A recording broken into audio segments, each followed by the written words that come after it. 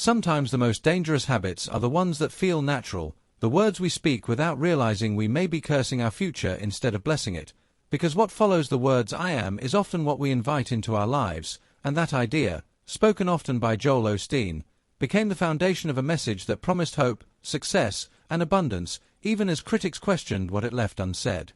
Born March 5, 1963, in Houston, Texas, Joel grew up in a deeply religious home shaped by his father John's break from traditional Baptist theology after Joel's sister Lisa was born with severe disabilities, a moment that pushed the family toward faith healing and charismatic Christianity and eventually led to the founding of Lakewood Church in a converted feed store in 1959. While his siblings gravitated toward preaching, Joel stayed behind the scenes, graduating from humble high school, briefly attending Oral Roberts University, then dropping out to build Lakewood's television ministry, where for 17 years he worked silently, producing flawless broadcasts and absorbing sermons without ever stepping on stage. Everything changed in January 1999 when Joel preached his first sermon, 6 days before his father died suddenly, leaving him unprepared, doubted, and suddenly responsible for thousands of members. What followed was explosive growth. Attendance tripled, television airtime doubled, billboards flooded highways, and by 2005 Lakewood moved into the former Houston Rockets arena after spending nearly $95 million transforming it into a spectacle of lights,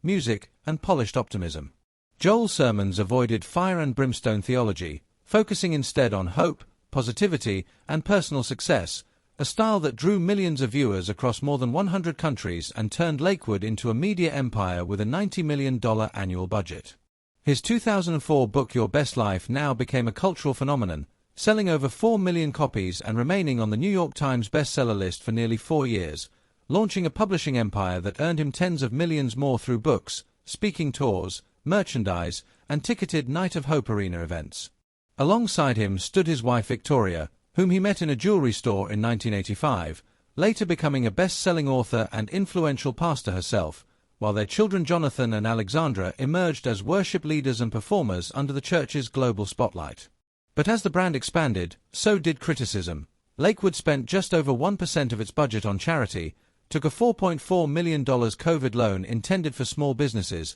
hosted ticketed faith events, and operated with limited financial transparency, all while Joel lived in a $10.5 million mansion and preached abundance. The backlash intensified during Hurricane Harvey when Lakewood initially kept its doors closed despite being dry and capable of sheltering thousands, an image that permanently damaged public trust, later echoed again during subsequent disasters. Lawsuits, settlements, and accusations of prioritizing media over ministry piled up, and theologians condemned his prosperity gospel as shallow, calling it cotton candy Christianity that avoided repentance, sin, and sacrifice. The darkest moment came in February 2024 when a woman with severe mental illness entered Lakewood armed with an AR-15, opening fire before being killed by police, leaving her young son critically injured and exposing major security failures that reignited debates over gun access, mental health, and institutional responsibility. Even then, Joel responded with familiar language, faith, hope,